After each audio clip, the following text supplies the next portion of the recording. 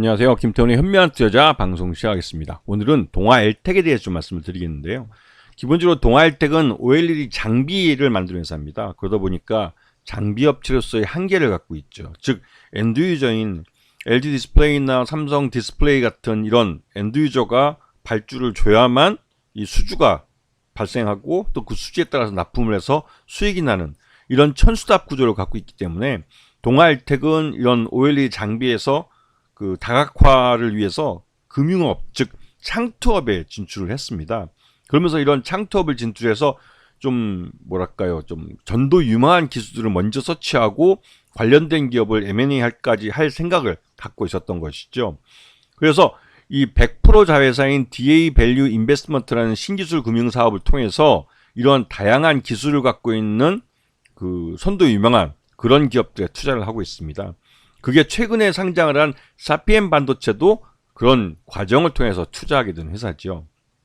그래서 기본적으로 동아엘텍은 이 디스플레이 시장의 업황에 따라서 실적이 많이 들쑥날쑥합니다.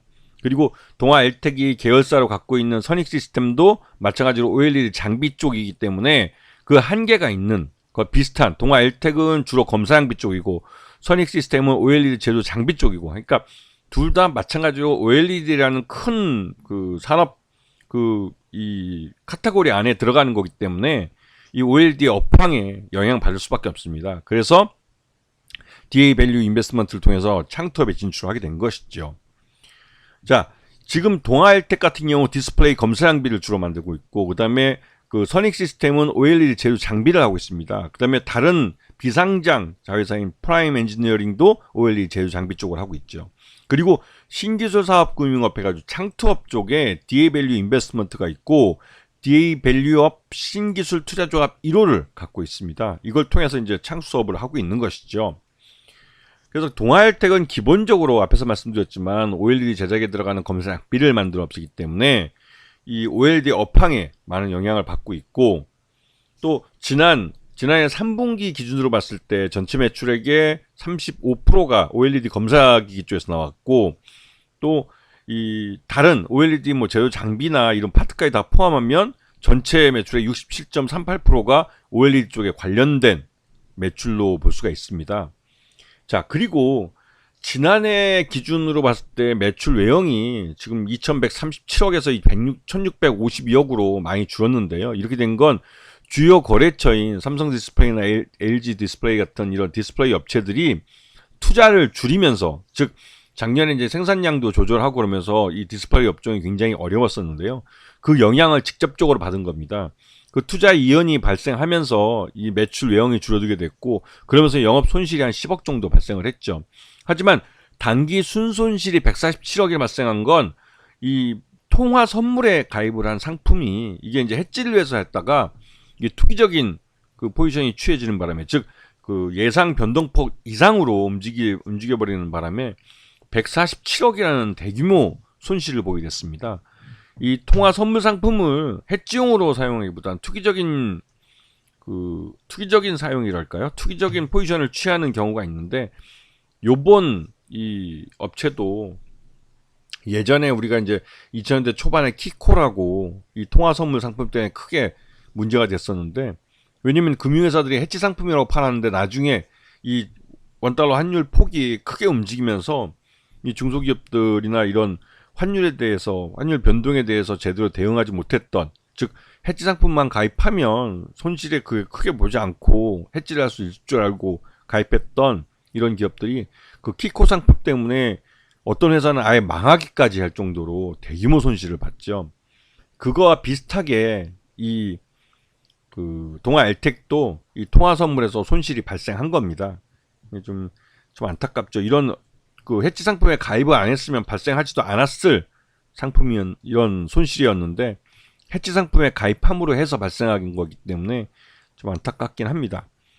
참, 그리고 최대 주주는 박재규 회장이 30%를 갖고 있고 특수관계인 포함해서 31.01%라 경영권은 안정되어 있는 회사로 알려져 있습니다. 그래서 지금 사피엔 반도체가 최근에 상장을 해서 그 미국의 그 메타 플랫폼스의 CEO인 마크 저커버그가 한국에 와가지고 삼성전자나 이런 쪽 그 그러니까 이재용 회장을 만나고 하면서 이런 행보들이 알려지고 또 LG 쪽하고도 만나고 하면서 이 마이크로 LED를 채용한 XR 기기에 대한 이 한국 그 삼성전자나 뭐 메타 플랫폼스에 관심이 많다는 사실이 알려졌습니다. 이 마이크로 LED 제품을 이 사피엔 반도체가 만들고 있고 여기에 대해서 말 그대로 시장에서 긍정적으로 평가받고 있기 때문에 기술력도 인정받고 있고 그래서 삼성전자나 삼성 디스플레이, 메타를 주요 고객사로 확보하고 있는 상태입니다.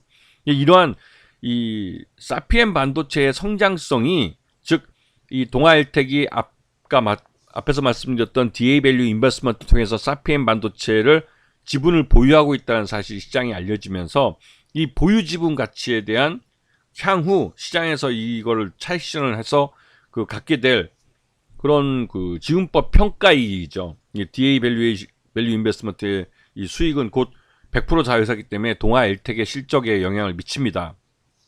그래서 지분법 수혜를 볼 가능성이 크기 때문에 그에 대한 주가 반영이 지금 이루어지고 있는 겁니다.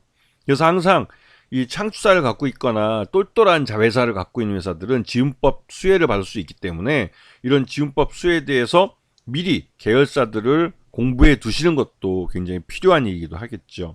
그리고 OLED 이쪽 산업도 점차 회복되고 있는 업황을 보여주고 있기 때문에 자기 사업에서도 수익이 날 가능성이 큽니다. 그래서 지난해 11월 달 이후로 조금씩이지만 우상향하는 차트를 그리고 있고 그러한 그 우상향하는 그런 차트 흐름 속에서 이 동아일텍은 자회사의 이 사피엔 반도체에 대한 지분 보유 가치가 재평가되면서 주가가 급격하게 우상향하는 모습을 보이고 있습니다. 이거는 실적과 바로 연결될 수 있는 사안이기 때문에 더더욱 그런 것이죠. 아시겠죠? 자, 오늘 방송 여기서 마치겠습니다. 감사합니다.